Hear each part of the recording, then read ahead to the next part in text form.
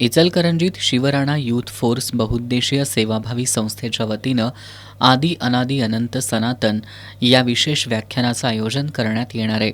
Doctor गौतमजी खट्टर हे गेल्या अनेक वर्षांपासून सनातन संस्कृतीचा अभ्यास, प्रचार, प्रसार आणि जनजागृतीचं कार्य करतायत. देशभरातील विविध राज्यांमध्ये त्यांनी व्याख्यानांद्वारे सनातन धर्माची गूढता, वैज्ञानिक दृष्टिकोन आणि जीवनपद्धती याबाबत तरुणाईसह समाजाला मार्गदर्शन केलंय.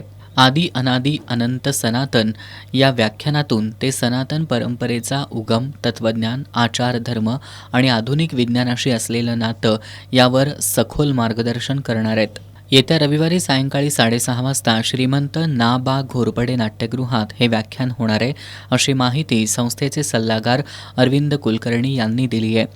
शिवराणा यूथ फोर्स संस्थेचे पदाधिकारी आणि कार्यकर्त्यांनी या कार्यक्रमासाठी विशेष परिश्रम घेतले आहेत.